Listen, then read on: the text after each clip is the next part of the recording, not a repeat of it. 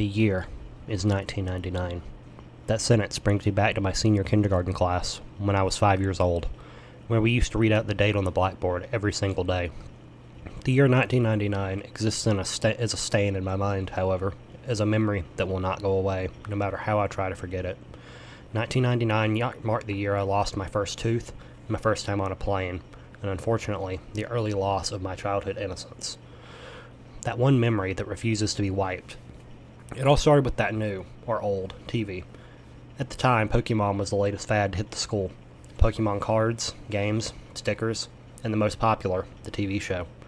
So of course every time I came home from school, I would stay glued to the TV until Pokemon came on at 5. The only problem was that my dad watched the news at 5:30, and Pokemon episodes were back to back, which meant I had to miss an episode every day, something I whined on and on about. My dad got tired of hearing me complain every day. That must be why he went and bought another TV. My dad put the TV he bought in my room. Unfortunately, it was just an old small boob tube with rabbit ears even. It also only had 20 channels available, not including the one Pokemon was on. I recall I didn't care though. I was just thrilled I had my own TV in my room. After surfing through the channels, I came to the conclusion that only 2 channels were worth watching. So I watched that for a while. The channel being TVO Kids. It wasn't for another few months until I discovered Channel 21. One day in April, I was flipping through the channels, trying to see if Pokemon was on. I pressed Channel 21 into the remote, hoping there were more channels, and to my delight, there was. My dad was surprised too, but he let me watch it because it seemed to have kids programs on. The channel was called Caledon Local 21, and later I found out it was indeed broadcasted from the town of Caledon, Ontario, a town very close to my city. The shows I saw on Caledon Local 21 looked poorly made, and I never understood what was going on in them half the time. However, as I grew up, every time I thought of that channel, I realized more and more how messed up the shows were, and had to ask myself, what the fuck was I watching? The following is a list of the shows and episodes I remember seeing on Caledon Local 21. How I remember such detail disturbs even me. But I guess things like this stand out in your mind for a while. The channel only ran a few shows, probably because it was only operational between 4 p.m. and 9 p.m. April 1999. Mr. Bear's Cellar, Episode 12. Very sketchy name if you were to look at it nowadays. The show featured a guy wearing a bear mascot costume, who would get a new visitor into his cellar every day. It was always a kid. The show was filmed with a camcorder, and not a very good one either. The police asked me a lot of questions about this show. This episode started with Mr. Bear sitting at a table, playing checkers by himself. He sat there playing for a bit, until there was a knock on the door. The camera was then looking up the stairs at the door, where there was another knock. Mr. Bear climbed the stairs and opened the door to reveal 2 young children. One was a boy about my age, and the other was a girl who looked about 8. Mr. Bear danced in delight, and then started talking to the kids. I couldn't hear any of them that well. I remember Mr. Bear then led the kids into the cellar, which was quite dark, only lit by a small oil lamp on the table. I can't really remember that much more, except him singing a song, which I couldn't hear too well either, probably because of that bear masks. The episode ended with them playing hide and seek, with the kids hiding in a closet and Mr. Bear counting. Soup and Spoon, May 1999. I don't think this was even a show. I think it was more of a special movie thing. All I know is I stopped watching Caledon Local 21 for a while, because I thought this show was too stupid, especially since Pokemon now came on at 4:30 and 5. I don't remember much about this, but it showed a can of soup and a spoon both attached to strings, swinging back and forth, as if someone was holding them and dangling them in front of the camera. Interestingly enough, the show was shot in a basement, which looked just like the one used in Mr. Bear's cellar. Like I said, I can't remember much. The only thing I can remember clearly was the end. The entire thing was only half an hour, and just included stuff I found stupid, such as the spoon chasing the soup around trying to quote-unquote eat him. The ending showed a table and about 7 kids sitting around it, each with a bowl of soup in front of them. They were sitting and looking at the camera, but with confused, almost frightened faces. The cameraman then held the can of soup in front of the kids and said, "Spoons ready?" and then it just stopped. July 1999. It was summer, and I hadn't watched Channel 21 for a while, until one day when I slept over at my friend's house and decided to check it out again. My friend had gotten a TV in his room for his 6th birthday, so we stayed up very late. For us, 9:30 was very late, and watched TV. That's when I remembered Channel 21, and brought it up to my friend. We decided to see if it was on, and to our surprise, it was. They must have changed the broadcasting time. Mr. Bear's Cellar, Episode 23. This episode was entertaining for my friend and me, mainly because it had swearing. However, now when I think of this episode, I realize something was definitely wrong when it was filmed. The episode started with the camera on its side, while it was facing Mr. Bear, who was walking upstairs to the cellar door. The camera then blacked out for a second, before fading in, back upright, and facing Mr. Bear. There was also another kid talking to him, but this kid looked about 11 or 12. He was talking to Mr. Bear for a while, but I couldn't hear well. Again, with the crappy camcorder, until the kid started raising his voice. The kid was saying how it was late and his sister wanted to go home. You could also hear more voices in the background. I remember Mr. Bear clearly saying, "Get the fuck out, you're not invited," with a deep voice muffled by the bear mask. I remember my friend and I looking at each other and laughing at the mention of the forbidden F word, but the episode got weirder. The kid began climbing the stairs before turning around and saying how he was going to call the police. Mr. Bear began breaking into a run towards the kid, who started screaming and running as well. The camera then cut out. And that was the end of the episode. The channel then turned to static shortly after. I didn't want to watch Channel 21 after that. In August, I grew more curious to see Mr. Bear's cellar for some reason, though. The last episode I saw of Mr. Bear was weird and had swearing, which also made me think the show was meant for teenagers. Nonetheless, I flipped to Channel 21 while my dad was busy. Mr. Bear's Cellar, Episode 28. Apparently this episode had been playing the entire month of August. It was studied a lot by the police. The entire episode was just Mr. Bear sitting in a chair, talking to the audience. "Hello, kids. Do you want to visit my cellar? If you do, please write me a letter at this address." The screen then switched to a white screen with multicolored letters reading the address, and that was what remained for the rest of the episode. This repeated for 5 hours every day until September came. And guess what I actually did? I sent Mr. Bear, or that sick bastard who portrayed him, a letter. I did it out of curiosity, mostly. My dad was okay with it, because he thought it was a legit kids show. But then, again, he never saw any of what was on Channel 21. So I wrote a letter using my best writing. What was that stutter? I think I just said how I wanted to meet Mr. Bear. So my dad sent the letter to the address Mr. Bear said to on the show. It stayed on all day anyway for some reason. It took about a week to get a response, which I was surprised I even did.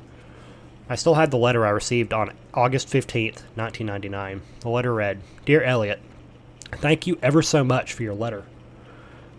I would love to have you in my cellar. We play games, watch movies, and go fire camping in the middle of the woods.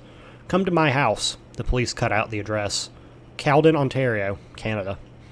I look forward to having fun with you. Love, Mr. Bear." I cannot believe my dad never found this sketchy, because he actually took me to the house. And then that's when the police became involved. Those endless questions, the pictures of terrified kids, the woods. That brings me to why I'm writing this. That psycho and his friends did some fucked up shit back then, and now it seems he's trying to get into contact with me again. The entire police thing is coming back. That has brought 1999 back to me. Over a decade later, it's happening again. November 14th, 2009. People have been emailing me, asking what exactly happened in 1999. I will get to that. Those weird TV shows I was watching apparently were meant to attract kids to Mr. Bear's house. What Mr. Bear did shocked the entire town. My dad actually drove me to Caledon, along with the address Mr. Bear left on the letter. The house was actually in the outskirts of town, in the open farmland. I still remember that house. It looked like an older farmhouse that looked to have been built in the early 1900s. The windows were all boarded up, and the house looked in a state of disrepair. As we walked up to the house, I remember my dad checking the address over and over again and looking at the house in disbelief. Then the door opened. I expected Mr. Bear to be at the door, but I was surprised to see a police officer emerge from the doorway. The officer began talking to my dad, while I quickly asked if that was Mr. Bear's house. The officer's face cringed slightly, and he muttered, "Oh God," or something like that. He started talking quietly to my dad so I couldn't hear, although my dad told me to go to the car anyway. And then we just went home. My dad was quiet the whole way. I felt something strange had happened. My dad never told me what happened for a while. I forgot about it anyway, too. Channel 21 no longer came on, and when I asked, my dad would not acknowledge his existence. I think it was when I was 13 where I learned the truth. I remembered Channel 21 one day, and asked my dad the truth about it.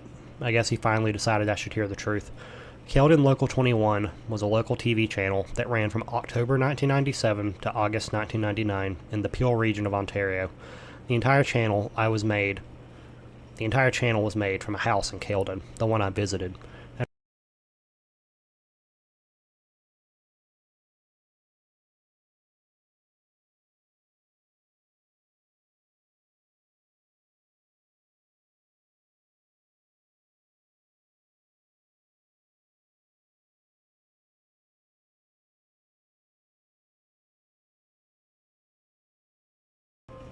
Oh, okay, I think we're still going.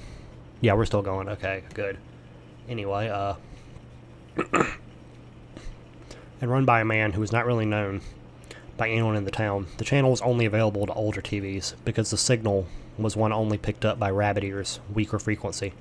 The man created all the shows on the channel, all of which were kids' shows. He was Mr. Bear, and he was the mysterious cameraman. The real reason he created the channel was more disturbing than what was originally thought. And you might have already guessed, he kidnapped kids and held them in his cellar.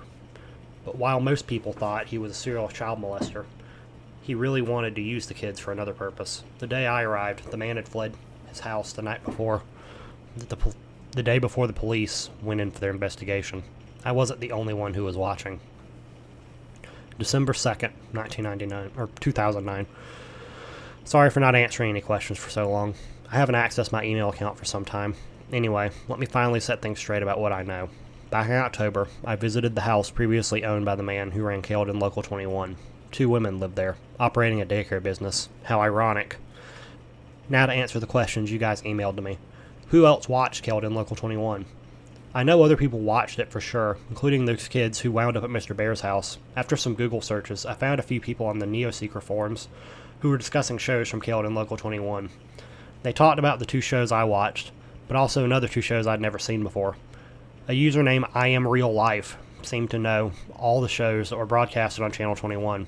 Here are the 2 I'd never heard of. The Fallen Angel and Life. I Am Real Life described it as a fairly boring show about a guy rambling on and on in front of a camera about how he must please Satan and appease him before it's too late. Paint with the Soul. I Am Real Life and another user called Siggy92 were discussing the show. They described it as Blair Witch-like, as it consisted of the cameraman wandering around a forest at night, doing nothing particularly interesting. I'll go looking for the conversation and see when I can get the link. Where is Mr. Bear, or the guy who wore the costume?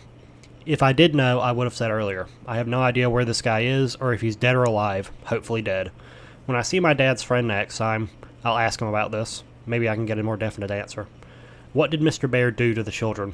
This is by far the most common question I've been asked. I found this out in October as well via my friend's dad, or my dad's friend, who is a retired Keldon regional officer. Apparently the man playing Mr. Bear took the kids out of the house and into the forest nearby. What he did there, the police aren't exactly sure how it happened, but 16 charred bodies of the children between the ages of 4 to 13 were found in a 15 by 15 foot deep ditch within the forest. My dad's friend, God, I can't read, did not want to go into exact details, but I'm seeing him next Thursday anyway, so maybe I can extort more information from him. That's all I have for now. Thanks for keeping an interest in this blog. I'll try to gather as much information as I can for my next post. I've actually been getting pretty interested in this myself. It should be my right to know what the hell happened. January 14th, 2010. Sorry I haven't posted anything for so long. Kinda lost interest in this since I had a standstill while looking for more information about the identity of the owner of Keldon Local 21. However, a few weeks ago I struck gold. I found some answers, surprisingly, from the father of a kid I used to babysit. He lives just across my street, and I used to look after his kids when they were younger. He currently doesn't have a job either. He used to live near the woods outside of Keldon and witnessed the owner's activities in the woods. His name is Anthony Polo. When he lived in the small bungalow outside the woods, he would often venture in to smoke a joint of marijuana or 2 before returning to work as a woods craftsman. Aw, yeah, man. Gotta break immersion in the story for that. Gotta hit a nice on that one. Polo described that sometimes he would hear voices of children coming from deeper within the woods, as well as a glowing light off in the distance. Polo told me these events started in late 1997. This is around the time Keldon Local 21 began airing. He apparently became annoyed by this happening every once in a while and actually went to investigate. Polo then described what the whole scene looked like when he got there. There was a group of kids, he said about 13 to 17, ages 5 to 12, gathered around a large fire pit with a burning fire. With them was a single adult. Polo talked to the man, noting his unusual, unkempt appearance of a crack addict, as well as his constant twitching, and asked what he was doing out in the forest with children. The man said they were on a camping trip, something they did frequently. Polo, not suspecting anything, Keldon has one of the lowest crime rates in Canada, simply left it at that, and told them to be quieter. Polo then paused for a while before telling me that they never became quieter. In fact, sometimes he heard loud chanting from the children in an unknown language. He didn't bother meeting with the man again, as he was moving anyway. I told Polo that the man was probably the owner of Keldon Local 21, but he doubted it. As he heard that the man was moving to Pickering by several other residents near that area. Here's what I know. The man would take kids into the woods regularly for camping, quote-unquote. The fire pit Polo described may have been the hole the bodies of the children were found in. The children Polo saw are probably the ones that are dead. The man moved to a city called Pickering, small town east of Toronto. I'll discuss this with my dad's friend, the ex-cop, and see if this matches anything the police know about the man. I also want to see if he has any other knowledge of what aired on the Keldon Local 21. I have lost my place. February 10th, 2010. Good news, guys. I talked to my dad's friend, and he disclosed a lot of information to me. First, I asked if the police had any information on the man who ran Keldon Local 21. He replied that they only had the same leads for years and never found the suspect. However, the Peel region do have some of the tapes found in the house Keldon Local 21 was broadcasted from. He took me over there so I could watch a few. I guess I haven't said much about them yet. My dad's friend's name is Mitchell Wilson. Pretty nice guy. He seems to understand my thirst for knowledge on what happened during the late 90s in that house. He feels it was wrong that my dad went so long without telling me much. He took me to the Davis Road Police Station. If you don't know, it's the largest station in Keldon, and one of the largest within the Peel region itself. Each of the main stations around Peel have some of the tapes. I was able to watch all the footage that the Davis Road Station has. Unfortunately, I wasn't allowed to take any tapes home for obvious reasons. Paint with the Soul, Episode 10. Garbage thrown away. Paint with the Soul is one of the shows that was discussed on Neoseeker. I told the police about this, and they informed me that 12 episodes of the show were made and broadcast between December 5th, 97 and January 8th, 1998. Exactly as I Am Real Life and Siggy had described, the episode opened with the cameraman wandering around in a forest. It appeared to be during the evening, as it seemed the sun was setting. The cameraman walked along a path until he got to an area where there was a lot of garbage lying in the leaves. The camera looked around at the various wrappers, bottles, bags, and boxes, making sure each item got a few seconds of screen time. The camera then focused on a single area before the man spoke. I recall he spoke in a very timid, quiet voice, and I swear I've heard it somewhere else before, like on another show. I could barely hear what he was saying, but he mainly talked about how humans are garbage, or something that had to do with saving ourselves by cleaning up the garbage, us. It sounded really stupid, but still, a feeling of dread came over me. I mean, that forest was probably where those bodies were found, right? Mr. Bear's Cellar, episode 25. When the police administrator brought the tape in, I actually said, "Oh shit," and chuckled a bit out loud. Of course, I got stares from the staff, but Wilson explained to them about my little experience with Mr. Bear and how I still kept the letter he sent me. Like the previous episodes, this one included a guy wearing a bear mascot costume. The episode began with Mr. Bear waddling over to his cellar door with a bottle of orange juice in his paws. On the ground were 16 shot glasses, as well as a small bottle that contained an unknown liquid.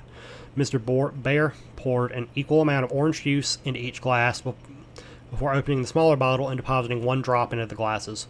Mr. Bear then went off camera, where there were some minor sounds such as shuffling, and then Mr. Bear emerged from behind the camera's location. Following him were 16 children.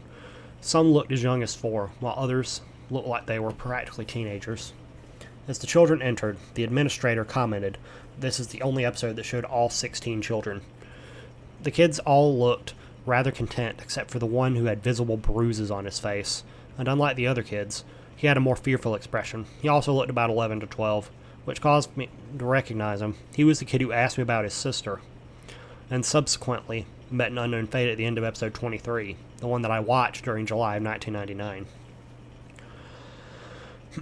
When I told the administrator this, he confirmed it was the same kid. He was also featured in episode 24, an episode that only aired once at 3 o'clock in July 1999. The police haven't found that tape. Mr. Bear then broke into song, singing about citrus fruit, and how vitamin C is good for you. I could barely hear the lyrics because they were muffled by the bear mask. The kids all drank their juice, the one from episode 23 doing it reluctantly, and then the episode ended. After viewing the tapes in the possession of Davis Road Police Station, I'm satisfied, but only temporarily. I want to know the full story. The police just keep giving me the same crap about the creator of Keldon Local 21 being a fetishist pedophile, as well as an apparent cultist. I'll sign off for now, get into university first, and get information later. Hopefully I'll get back to this blog as soon as possible. May 8th, 2010. Last month I finally got my G2 license. In Canada, this allows you to drive a car by yourself, as well as with some passengers after 6 months. I, of course, took advantage of this and drove into Keldon for a little Sunday drive. Since I haven't updated this blog in a while, I figured I might as well visit the house where the infamous channel of my childhood was located. The house looked different than when I saw it in October. The place no longer was used as a daycare, and just sat there abandoned. However, it did have a for sale sign, showing that someone still owned it, wanting to get rid of it though. The abandoned house drew fuzzy memories from my mind. Mainly of that day my dad took me to visit Mr. Bear. A feeling of dread came upon me. What happened to the children while they were living in that house? I walked up the steps to the front door and peered inside the window. Inside I could see a nearly empty hallway with a few boxes at the end. At the end of the hallway to the right was an open doorway, presumably leading to the kitchen. To the left were 2 doors, both apparently leading to the rooms visible through the windows outside. I wondered where the cellar entrance was located, and whether it had been sealed up. I walked around to the back of the house and found my answer. 2 wooden doors lying at almost flat angle were padlocked shut. This had to lead to the cellar. Not wanting to hang around, you can imagine what was going through my mind at the time I departed. Behind the house, the empty field continued on until I reached a dense forest that lined the horizon. I wondered if this was the forest where the bodies of the children were found. Thought to myself, fuck it, and proceeded to walk through the field, behind the house into the forest. The forest was oddly quiet, save for a few periodic sounds of a woodpecker drilling into a distant tree. Cautiously made my way deeper into the woods, not really caring about the fact that I had no idea where I was going. I don't know how to explain it, but it felt like there was something I had to find. I came to a thinner part of the woods, and a few small houses in the distance. Polo's house crossed my mind, and I wondered if one of the homes had belonged to him. I neared a small clearing in which I could see 3 adequately sized logs gathered around a black charred area, showing a small fire had been lit there recently.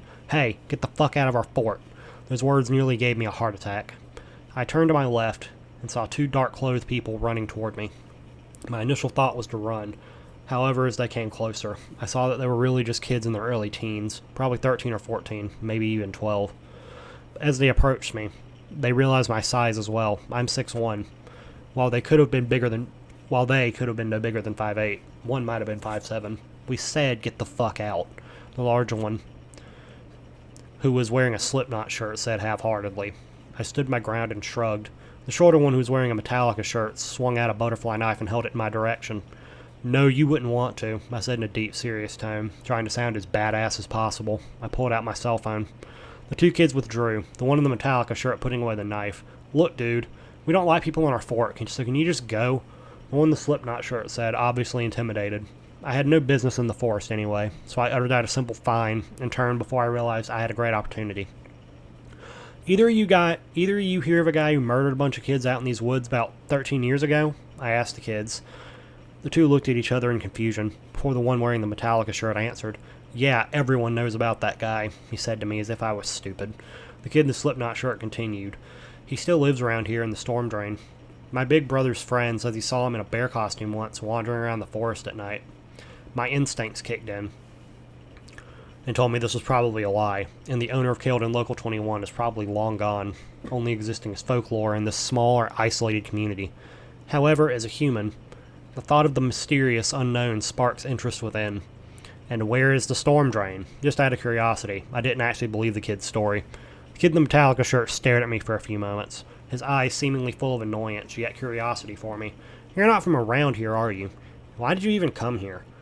Now, I do admit I was slightly startled by the nature of his question. However, I figured I might as well explain why I was there, just in case people mistook my intentions. I told the 2 kids about my experience with the man in Keldon Local 21. and that I had to come to maybe seek out some sort of closure. Although even I wasn't exactly sure. The kids seemed familiar with the channel, and they smiled and looked at each other when I mentioned it. They also became more understanding and gave me a detailed description on how to get to the storm drain. Shortly after, I decided to just turn around the way I'd came and head back to the house, leaving the kids at their fort. But now you're probably wondering why I left out such detail about what the kids told me just now. It's because I'm choosing to conclude what I've gathered. Here's what the kids told me. Storm drain lies ahead of the kids' fort in the direction I was heading. Drain ends at a small river, where access water is drained out. Near here is a small playground. The kids told me people rarely use it. The man supposedly lives in a large pipe that rainwater drains out of. People have seen him, although always either wearing a bear mask or the mask and a full bear costume. I don't believe this is true, and in fact simply a myth made by the residents of Caledon. The story does not seem plausible in any way. Why does no one call the police? Didn't this guy look suspicious? And other questions like these leave the story invalid. I may visit the storm drain, not because I believe the story, but because I want an excuse to visit Caledon again. So this blog doesn't die. With no more tapes to watch, I don't know what to talk about anymore. Thanks for continuing to support me in my blog. I know many are looking forward to the information about what happened in Caledon during the year 1999. I will do my best to continue my research into the topic.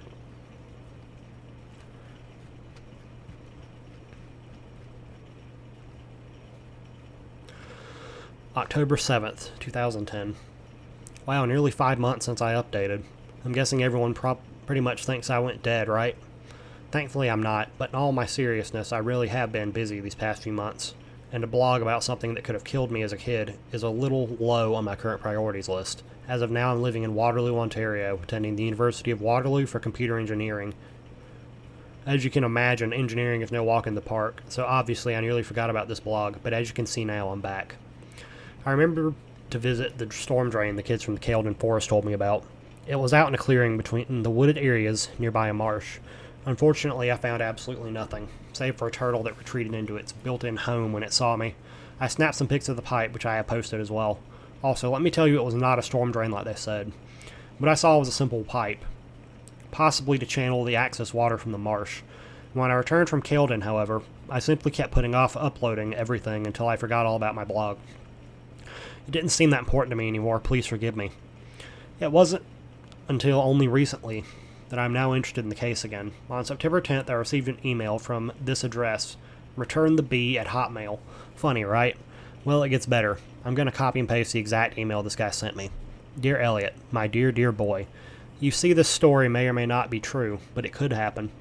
There are many slots for airtime if you have money. You can have a public access TV channel.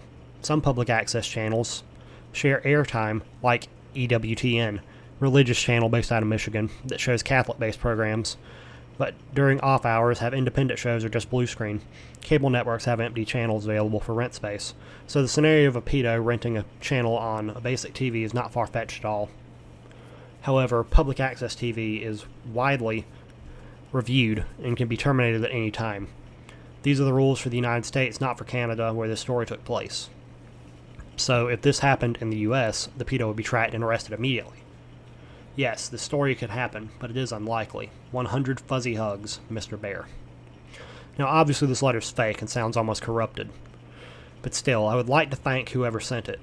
They could use some English lessons though. Just reading this letter creeped me out, but because of it, I am now full of this new interest to continue my blog. I guess I'm just funny, trying to pursue the mysteries I've always questioned.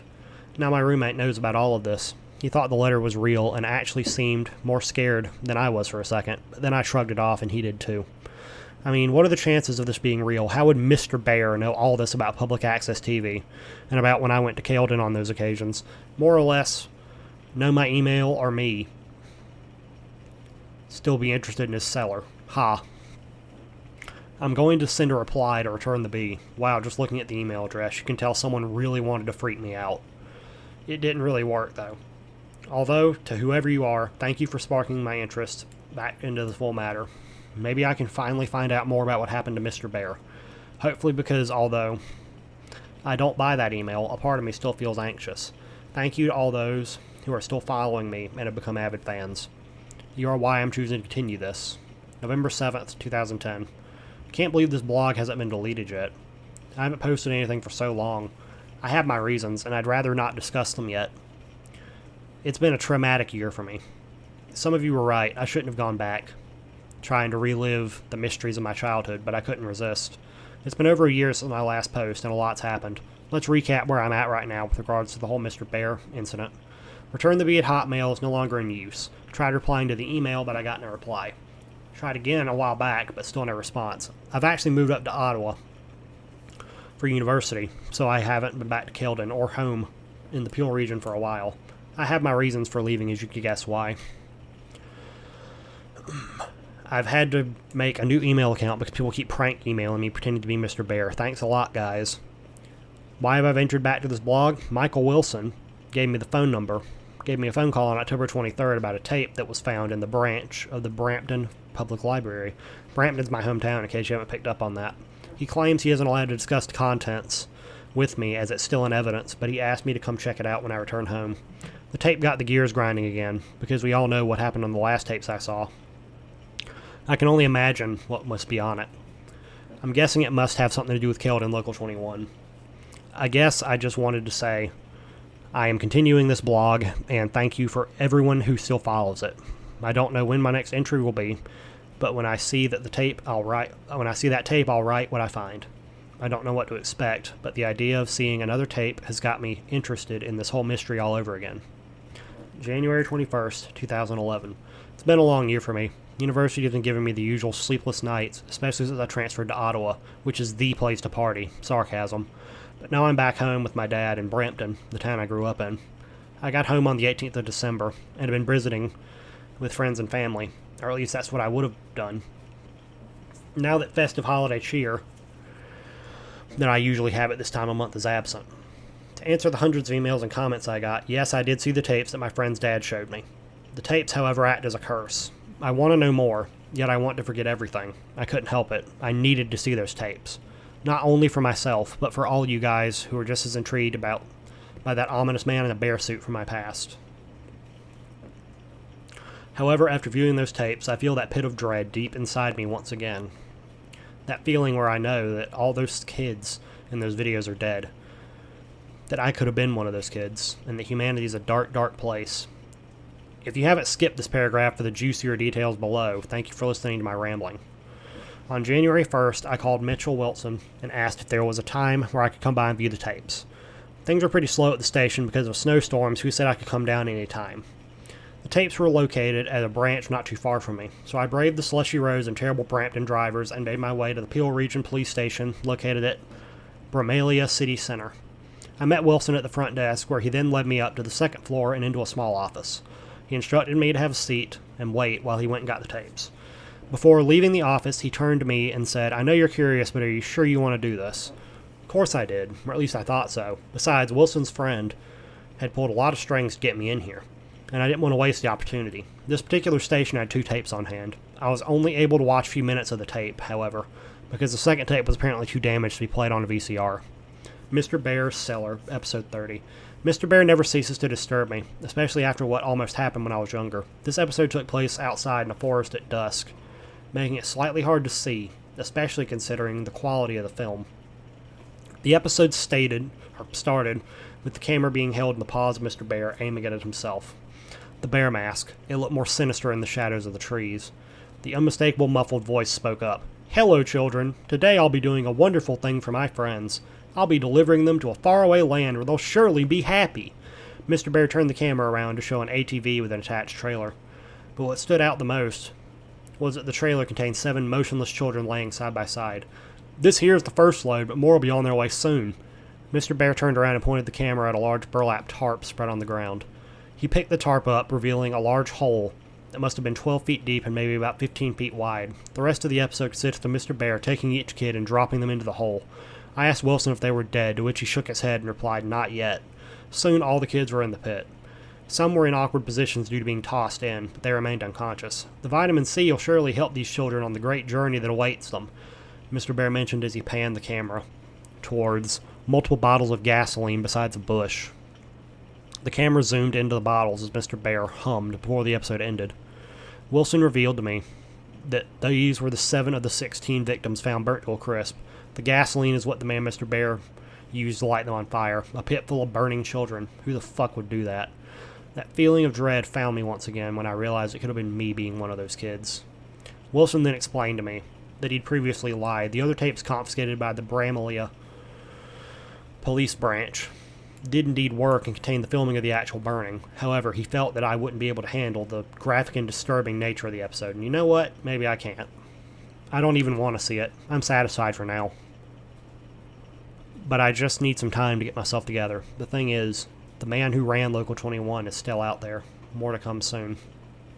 April 5th, 2011. I wanted to update more. I truly did. However, certain circumstances had turned me off the whole Keldon Local 21 thing. I've since then had hundreds of emails about my blog and was even in contact with a magazine about my story. But now's the time to come clean about everyone. Where have I been for the entire year? The story of Pandora's box is true, and I opened it. I opened it when I watched the second tape in the possession of the Bramelia police branch. The other subject I'd like to address is the number of joke fake emails I've been getting from people claiming to be Mr. Bear. Let's start with the second tape, as that's what traumatized me into stopping my search temporarily. After a few weeks of playing silent, I decided to ask Mitchell Wilson if I could view that infamous second tape he talked about. Don't know why, I just felt that viewing the tape would give me some closure. Wilson was obviously reluctant to show me, but I was persistent. He gave me an offer. If I was still interested by the time I turned 20, he'd show me the tape. Not being able to do much else, I just played the waiting game. By the time my 20th birthday rolled around, I was definitely still interested in viewing the tape. I wouldn't take no for an answer. I gave Wilson a call, during which he admitted that he hoped I would forget about the whole thing. But I was not going to take no for an answer. You really don't need to see it, he kept telling me. But I did need to see it. I had to at this point. Sure enough, he invited me to the Bramelia police branch one Monday morning. Having watched every Saw film and a video of an animal slaughterhouse in my ethics class, I was sure I'd be able to handle whatever this tape could throw at me. How naive I was. Episode 31, Mr. Bear's Cellar. When Wilson went to collect the tape from evidence, the officer in charge of the evidence room shook his head at me, his face saying, "What are you doing?" Wilson explained that this tape includes the last known episode of Mr. Bear's Cellar. I rightfully assumed that I'd be seeing the fate of the children and began to feel a sense of dread. The episode opened inside a forest, the usual one from the previous episodes. This fact took me a while to realize because it was night. The trees and leaves just looked like shapes dancing around in the darkness. A faint glow of light was present on the right side of the screen. There wasn't any apparent audio. It appeared to be a windy night, yet the trees weren't making any noise. Slowly the camera began to pan towards the glow, revealing smoke rising from a hole.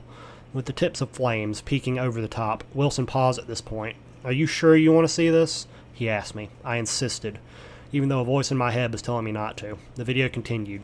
The cameraman moved toward the hole, showing the pit of fire. This was the hole that I'd seen in the previous episode, only this time it was filled with shapes. I could see shapes moving around, fluttering, flailing, some motionless. I knew perfectly well what they were. The camera began to adjust to the light and burning flesh. Red, black, and a blur of surreal movement and colors. I wish I forget what I saw, but you can't forget a scene like this. This was not a horror movie. This was reality. Human beings were being killed in a horrifying way, a fate that I could have potentially met. The video suddenly cut to dawn. The camera now positioned further away from the hole. The fire was out. However, there was still smoke rising up. A figure was up ahead. I recognized it right away. The Mr. Bear suit was laid out on the ground, empty. It looked just as unnerving. The suit was laid out in the shape of a cross. The cameraman did a lap around the suit, treating it like a treasured artifact. Placed at the head of the suit was a sign. In bold red letters, INRI was printed. The cameraman moved back to the end of the suit, zooming into the bear's face. The episode finally ended. I was speechless. It was like a dream. You can find a lot of terrible things on the internet, but I'd never seen anything like this. Wilson asked if I was okay, and I gave him a shaky yes. I assured him as we left that I was fine, and that the video gave me some closure to the whole incident. He didn't seem too confident in me, but he left it at that. He was right, though. I had nightmares for weeks. I gave up. I didn't care about the whole thing anymore. A sick man burned a bunch of kids alive, attracting them with a fake kids TV channel. I could have been one of those victims, yet I'm here. I suppose I should be grateful, but I feel guilty. Am I still here only by pure luck? 10 months later, I'm back, but now I need to address something else. My email has been flooded with messages. Some people ask for more details, some ask if I can upload the tapes, and some people email me claiming to be Mr. Bear. First, I cannot get the tapes uploaded as they're A, in police possession as evidence, and B, I have no way to transfer a VHS onto a computer. As for people pretending to be Mr. Bear, you're not fooling me. When you have dozens of people pretending to be the same person, it doesn't work. I've even seen a fake Killed in Local 21 YouTube channel, which is cute but still not real.